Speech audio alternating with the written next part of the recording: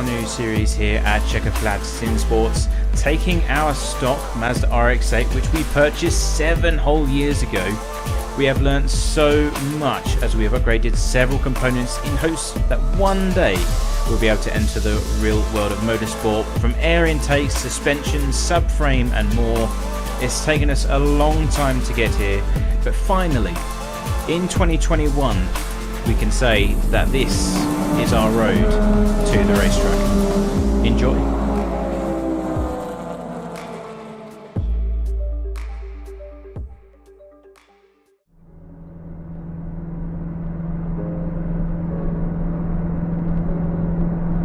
Welcome back, viewers. You now join me as I'm on the A12 heading towards Ipswich to get the RX8 tested on a rolling road. Now, what we've had to do is, to be very safe, is we've decided to purchase a recovery vehicle just in case things don't go so well, including for the rolling road today and in case anything happens at any of the race meetings that we're going to this year. So we've actually bought this 2004 Peugeot Boxer, which has 226,000 miles, and are beyond the point where there's probably going to be imminent engine failure. Almost all of the inner trim is either missing or entirely loose, and it sounds biblical. It's so loud in here, I am having to shout just for you guys to hear me. And again, we're going to have the car tested on a rolling road. Pretty much I'm expecting it to go horribly wrong, as everything else does in our life. And Rexy's loaded on the back. Don't know if you can see her on camera shot, but we've strapped her down on all 4 wheels. That was almost nerve-wracking, and I'm absolutely bricking it, to be frank. Absolutely shitting myself, and I'm pretty sure the RX8 is doing exactly the same, knowing what's about to happen.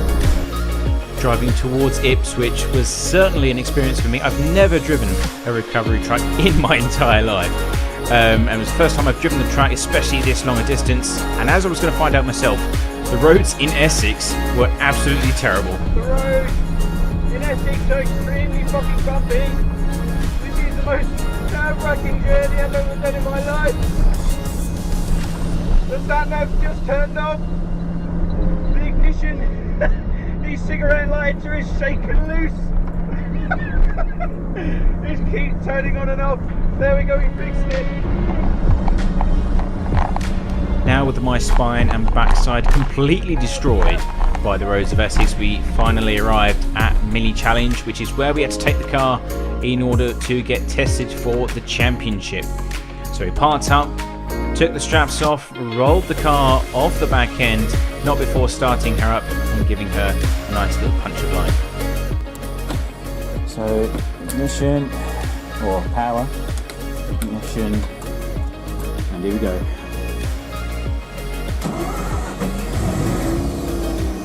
We have a light! We cautiously took the RX8 off the back of the low loader, considering it's pretty much the second time we've done it. Handed it over to the guys at Mini Challenge, who set the car up ready to go. She was finally ready to be tested.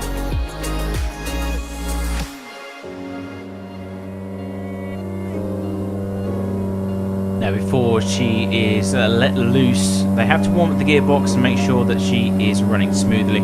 Gives the oil plenty of time to lubricate all the important components inside the transmission, etc., front to back. And for those that are wondering why that strap, the toe strap on the back is like that, is simply because I'm terrible at losing things at my garage, and I did not want to lose it, so I just put it on there. Now, with warm-up complete, it was time to finally get the car tested. I was extremely nervous at this point. The car has never been redlined in maybe 3 or 4 years, and it's a brand new engine. So, very, very sketchy moment. Even my nervous laugh just there says it all. And here she goes.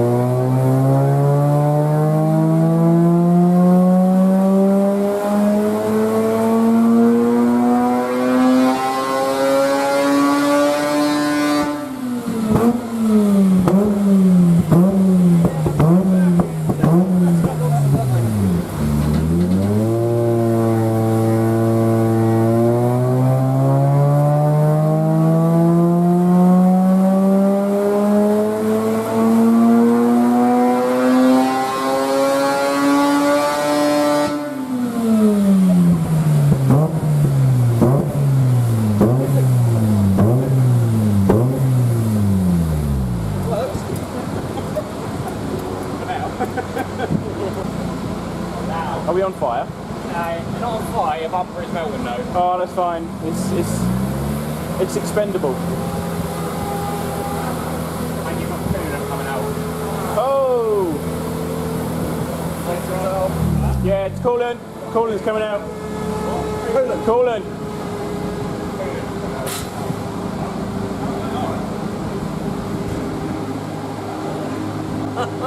Yeah, the drivers they work, aren't they? Yeah, that's it.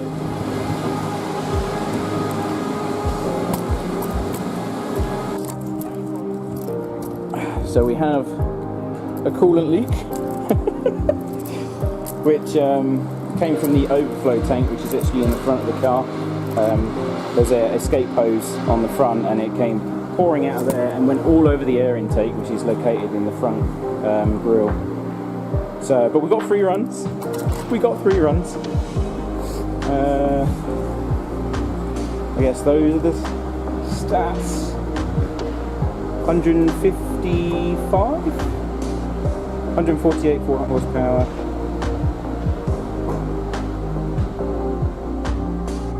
Now the actual results was 152 horsepower on our peak run, but that still wasn't right, and the reason we went quiet at the end of that particular clip is because we noticed that after about 6,800 to 7,000 RPM our power just dropped like a stone, which isn't normal for a rotary car. Usually you would see peak performance at around 7.5 to 8.5, somewhere in that window is normal, but we just didn't have that top end power that we would have liked to have seen.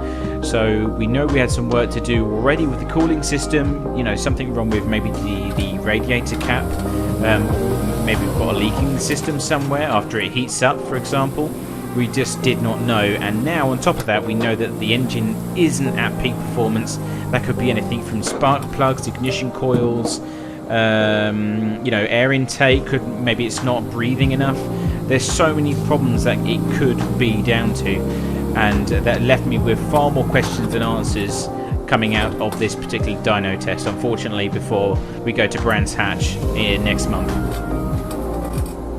All that was left to do now was simply load the car back up onto the back of the trailer, tie her down so she doesn't try and escape on our way back to Kent, and enjoy the lovely drive in our new Peugeot Boxer trailer.